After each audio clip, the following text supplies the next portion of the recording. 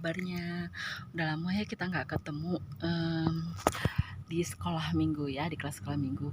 Tapi beberapa minggu yang lalu kakak juga udah bagi share video, kakak ceritain tentang pelajaran-pelajaran yang lalu.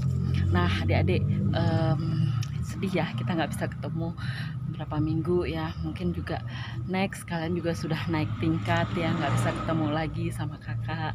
Mungkin ketemunya di kelas lain ya. Oke, hari ini kita akan belajar tentang janji Yesus ya. Kita akan belajar tentang janji kuasa Roh Kudus dan dalam pengabaran Injil. Nah, sebelumnya mari kita bersama-sama berdoa ya. Oke. Tuhan Yesus, terima kasih untuk waktu ini Tuhan. Engkau telah memberkati kami selalu Tuhan, memberikan kesehatan bagi kami. Kami mengucap syukur untuk penyertaan yang boleh Engkau terus berikan bagi kami ya Tuhan. Tuhan, terima kasih Tuhan, biarlah kami mohon pimpinan kuasa Roh Kudus-Mu Tuhan untuk kami dapat mendengarkan cerita hari ini Tuhan. Terima kasih Bapa, terima kasih Yesus. Kami mohon selalu kepada Engkau Tuhan. Kami serahkan semua doa ini ke dalam tangan kasih-Mu. Haleluya, amin. Oke, kita akan lanjut pelajaran kita hari ini. Kita akan belajar tentang janji kuasa Roh Kudus dalam pengabaran Injil. Apa sih janji kuasa Roh Kudus ya dalam pengabaran Injil? Nah, kita akan lanjut. Sebelumnya kita akan bacakan firman Tuhan ya. Nah, adik-adik sudah siapin Alkitabnya? Oke, siapin Alkitabnya ya. Oke, kita akan baca Alkitab kita dari Injil Lukas pasal 24 ya. Injil Lukas pasal 24 kita akan baca sama-sama. Nanti kakak akan pimpin dari sini, adik-adik juga di rumah baca ya. Oke, kita akan baca sama-sama dari Injil pasal 24 ayat 49 sampai 53. Oke, kakak akan bacain.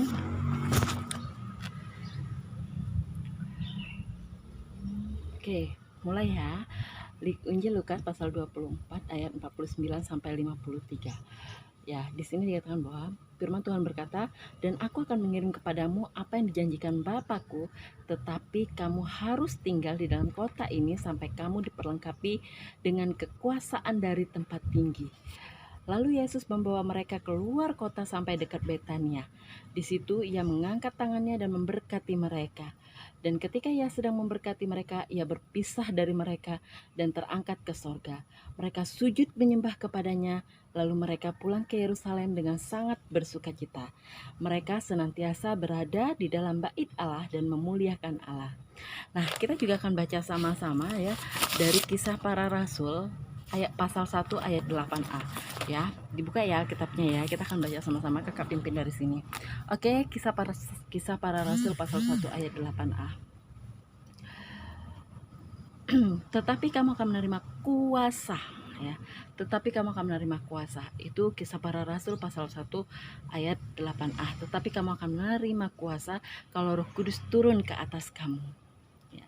Nah, oke, kakak akan cerita sedikit tentang kisah Roh Kudus ini, janji kuasa Roh Kudus dalam pemberitaan Injil. Apa sih maksudnya ya? Jadi kita semua tahu ya adik-adik ya, bahwa setelah beberapa minggu dari kebangkitan Tuhan Yesus, Tuhan Yesus bangkit dari kematian. Setelah beberapa minggu Tuhan bangkit, Tuhan pun menampakkan diri kepada beberapa murid-murid Tuhan Yesus ya. Bahkan Tuhan Yesus pun menampakkan diri kepada kadang-kadang 1 atau 2 orang murid. Nah, bahkan terakhir dia menampakkan diri kepada beberapa pengikutnya ya, pada saat pengikutnya itu sedang berkumpul. Jadi dia menampakkan diri kepada serombongan pengikutnya.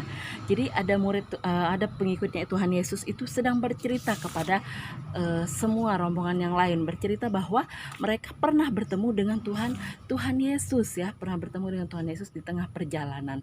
Nah, 2 orang ini menceritakan bagaimana mereka bertemu dengan Tuhan Yesus ya, bagaimana mereka dapat mengenali Tuhan Yesus. Ya, saat mereka sedang bercerita, masih bercerita, tiba-tiba Tuhan Yesus menampakkan dirinya kepada mereka, kepada serombongan pengikutnya ini ya, sedang berkumpul ya. Nah, Tuhan Yesus lalu langsung berkata, damai sejahtera bagi kamu ya. Tiba-tiba mereka terkejut ya, pasti terkejut ya. Kalau itu terjadi pada kita, pada saat kita sedang berkumpul, tiba-tiba Tuhan Yesus datang di tengah-tengah kita, kita pun akan terkejut reaksi kita ya. Nah, awalnya mereka terkejut dan ketakutan ya, karena mereka menyangka itu bahwa siapa? Mereka menyangka bahwa itu adalah hantu ya. Mereka terkejut, mereka ketakutan. Nah, tetapi Tuhan Yesus mengatakan kepada mereka, "Kenapa kamu takut?" Ya. Tuhan Yesus terus menekankan itu.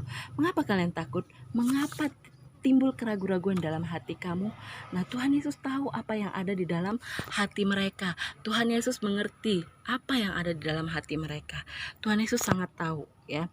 Nah, adik-adik, Tuhan Yesus sangat tahu apa yang ada di dalam hati pengikutnya ya. Karena mereka takut, mereka terkejut ya.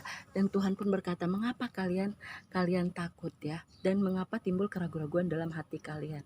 Akhirnya apa? Tuhan menunjukkan tangan dan kakinya ya. Tuhan berkata, "Lihat tanganku dan kakiku." Ya. Tuhan menunjukkan, berkata sambil menunjukkan tangan dan kakinya yang sudah pernah dipaku ya.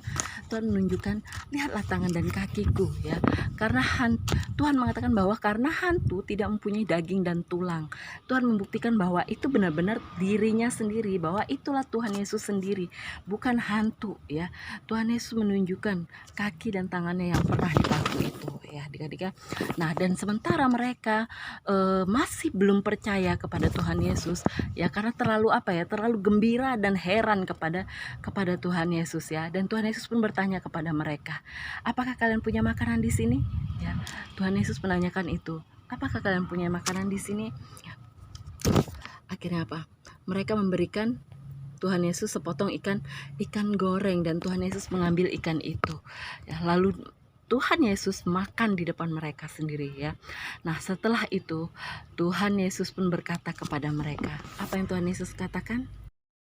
Katakan bahwa inilah hal-hal yang sudah kuberitahukan kepadamu ketika aku masih hidup bersama-sama dengan kalian, bahwa setiap hal yang tertulis mengenai aku di dalam kitab Taurat Musa dan kitab Nabi-Nabi dan kitab Mazmur itu harus terjadi. Artinya ini sudah ada nubuatnya sejak zaman perjanjian lama. Dan Tuhan Yesus pun membuka pikiran mereka untuk mengerti maksud Alkitab.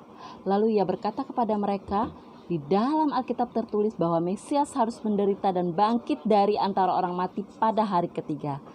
Dan dalam nama Tuhan Yesus, berita tentang pertobatan dan pengampunan dosa itu harus disampaikan kepada segala bangsa, mulai dari Yerusalem. Dan kalian semua adalah saksi dari semuanya ini. Kak Resti dan adik-adik semua adalah saksi untuk menceritakan Tuhan Yesus.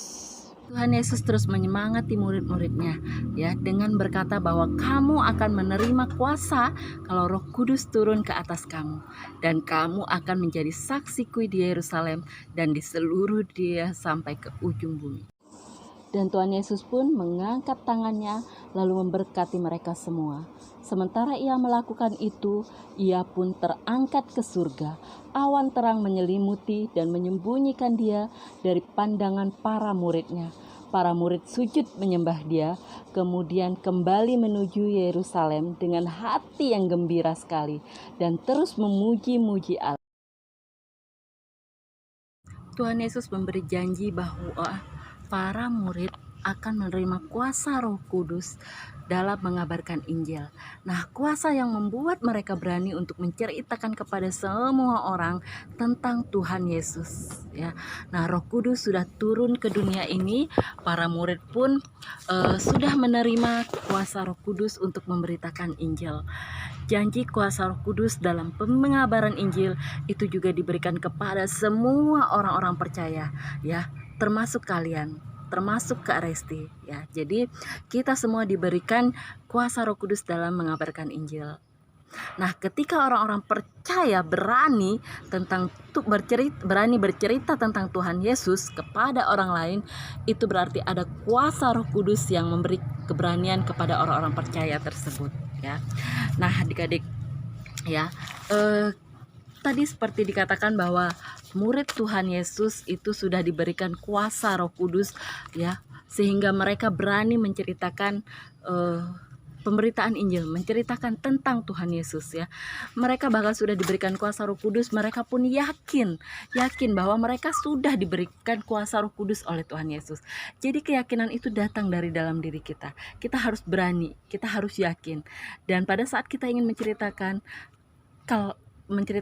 tentang Tuhan Yesus kepada orang lain, kita harus berdoa minta pimpinan Tuhan Yesus, minta pimpinan Tuhan bahwa kita diberikan kuasa Roh Kudus kepada diri kita untuk menceritakan tentang Tuhan Yesus kepada orang lain. Jadi adik-adik, yang pertama kita harus memberikan hati kita untuk mau menceritakan tentang Tuhan Yesus kepada orang lain. Kalau adik-adik mengasihi teman-teman kalian, mengasihi keluarga, mengasihi saudara-saudara kalian semua, jadi ceritakanlah tentang Tuhan Yesus supaya mereka pun mendapatkan kabar keselamatan ini. Ya, kakak yakin adik-adik semua di sini pasti diberikan kuasa Roh Kudus oleh Tuhan Yesus pada saat adik-adik mau menceritakan tentang kebenaran Tuhan Yesus kepada orang lain. Oke, adik-adik, sekarang mari kita berdoa. Kakak harap adik-adik semua mengikuti ya. Terima kasih Tuhan Yesus, pada saat ini kami telah mendengarkan bahwa murid-murid Tuhan Yesus telah diberikan kuasa Roh Kudus oleh Engkau ya Bapa, sehingga mereka berani untuk menceritakan pengabaran Injil. Biarlah kiranya kami juga Tuhan, berikanlah kami hati, berikan kami hikmat, berikan kami keberanian Tuhan, untuk kami dapat menceritakan tentang kuasa kebenaran ini Tuhan, kuasa Tuhan Yesus kepada orang lain. Terima kasih Tuhan, kami serahkan semua doa ini ke dalam tangan kasih-Mu. Haleluya, amin. Nah adik-adik, selamat berlibur ya, nikmatin libur kalian di rumah, membantu orang tua, belajar, tetap belajar, selalu membaca Alkitab, selalu berdoa. Ingat, ceritakanlah tentang Tuhan Yesus kepada orang lain. Oke, see you, bye-bye, God bless you.